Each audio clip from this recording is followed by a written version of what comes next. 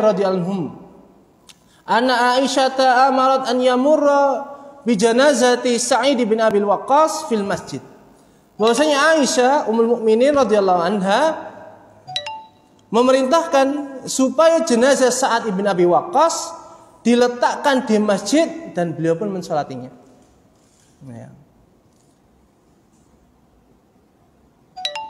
Fa tusalli alaihi fa ankara an-nas dzalika 'alaiha. Ketika melihat Aisyah ummul mukminin mensolati jenazah Sa'ad ibn Abi Waqqas di masjid, orang-orang itu begitu apa? Dengan kebodohannya, ya itulah, orang bodoh itu biasanya begitu ya, memerangi sesuatu yang dia bodohi, mengingkari apa yang dilakukan oleh Aisyah. Duh, masa ada sholat jenazah itu dilakukan di masjid? Ya, mendengar ya komentarnya orang-orang terhadap apa yang beliau lakukan, yaitu Aisyah, beliau mengatakan ma'asra manasiya anas. Betapa cepatnya manusia itu lupa. Ilmu diangkat di zaman tabi'in ini. Ma shalla Rasulullah sallallahu alaihi wasallam ala Suhail bin Baidha illa fil masjid. Bukankah Nabi sallallahu alaihi wasallam mensolati sahabatnya yang bernama Suhail ibnu Baidha itu di Masjid Nabawi? Ini menunjukkan apa? Salat di dalam masjid ataupun di luar masjid termasuk sunnah Nabi sallallahu alaihi wasallam. Ya. Ini pengingkaran Aisyah apa yang dikomentari dari apa yang beliau lakukan. Kemudian kita dilarang ya salat di pekuburan kecuali salat jenazah. Karena Nabi SAW mengatakan ya, dari hadis Anas, anna Nabiya sallallahu alaihi wasallam naha an yusalla 'alal janazis bainal kubur. Janais di sini menyebutkan banyak. Kenapa? Otomatis apa? Di kuburan itu akan terinjak. Jadi ilahnya di sini. Ya, kuburan kan banyak ini, tempat kuburan. Kalau jenazahnya banyak, maka apa? Peletakannya susah. Kemudian softnya akan apa? Menerjang kuburannya kaum muslimin. Sedangkan tidak boleh bagi kita menginjak kuburannya kaum muslimin. Ini jadi sebab kenapa kita dilarang sholat jenazah dengan jenazah yang banyak itu di pekuburan. Adapun kita belum sholat jenazah, boleh untuk kita sholat sendirian, sholat jenazah di depan kuburnya. Wallahu ta'ala a'lam. Masyaallah muslimin rahimani wa rahimakumullah. Mungkin ini yang dapat kami sampaikan dari fikih mensolati jenazah, dan insyaallah pertemuan yang akan datang kita akan membahas tentang fikih mengantar jenazah, mengiringi jenazah sampai ke pekuburan. Mungkin dari apa yang kami sampaikan ada pertanyaan dari kaum muslimin. Monggo, ada yang bertanya? Ya.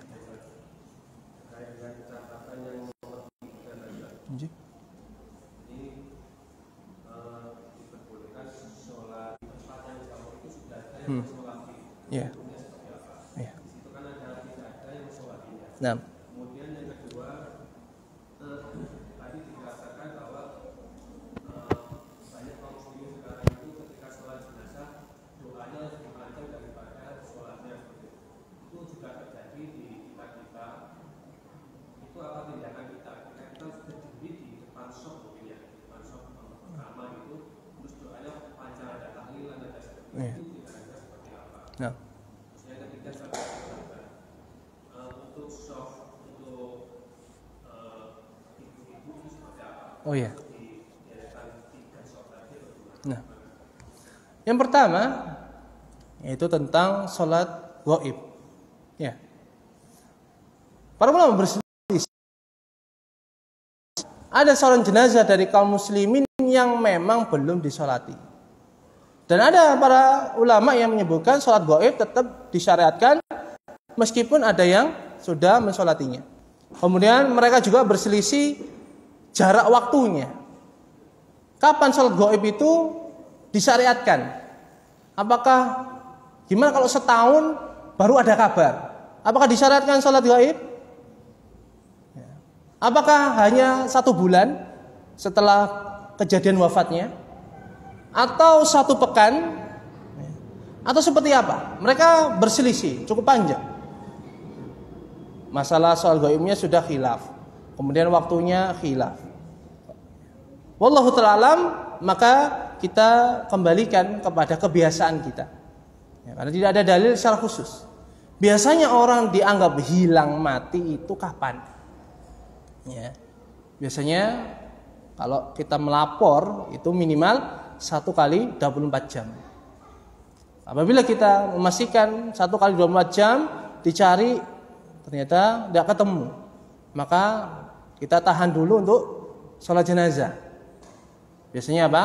Polisian mencari, tim SAR atau Basarnas cari mana jenazahnya.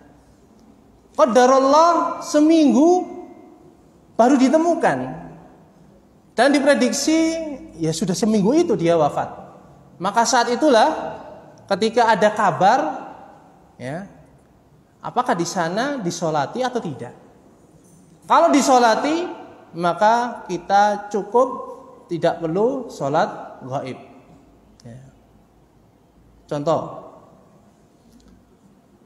pesawat jatuh, nasallallahu alaihi, atau kapal tenggelam mengangkut keluarga kita atau tetangga kita.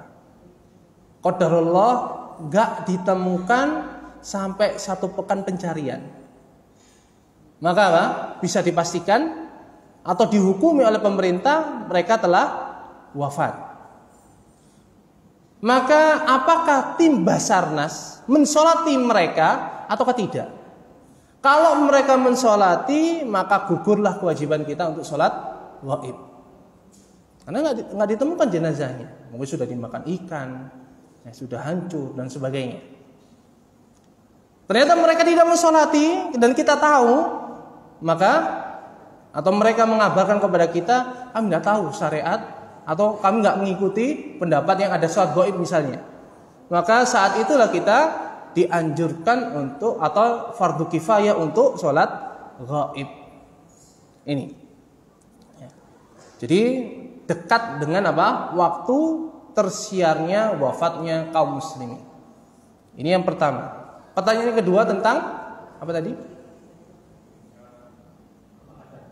Oh iya, ada sholat jenazah yang doa setelah sholat jenazah itu lebih panjang daripada sholatnya. Apa yang harus kita lakukan?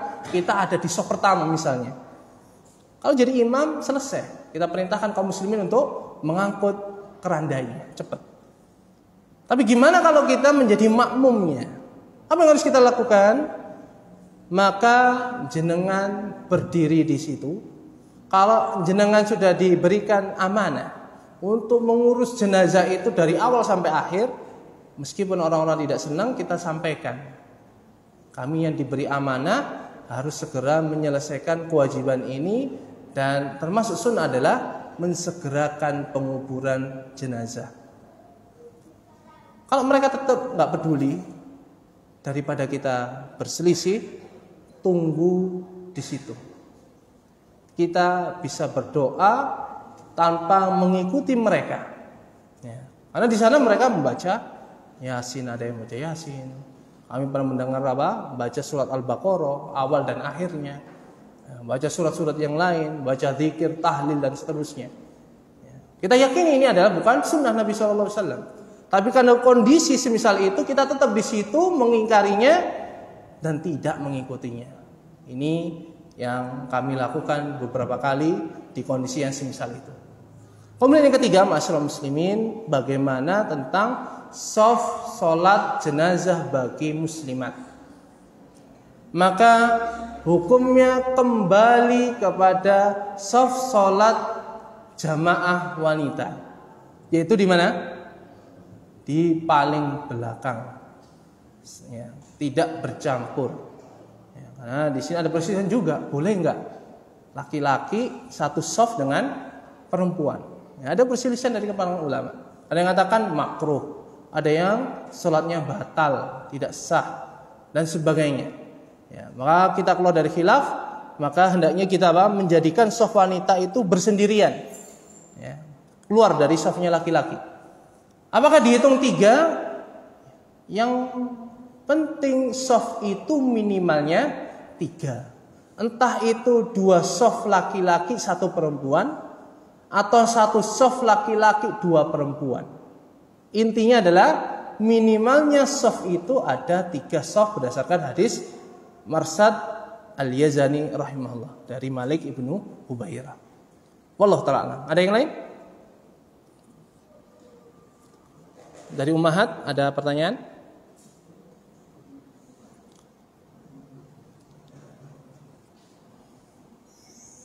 Kalau tidak ada, kita cukupkan. Wallahu ta'ala alam. Semoga Allah Subhanahu wa taala memberikan hidayah ilmu kepada kita dan memberikan hidayah taufik untuk menjalankan apa yang kita pelajari hari ini, apa yang kita ketahui dari apa yang Rasulullah SAW sampaikan atau apa yang telah dijelaskan oleh para ulama rahimahumullah ajmain. Wassallallahu wasallam ala nabiyina Muhammad wa akhiru da'wana alhamdulillahirabbil alamin. Subhanakallahumma wa bihamdika asyhadu an la ilaha illa anta astaghfiruka wa atubu ilaik. Wassalamu alaikum warahmatullahi wabarakatuh.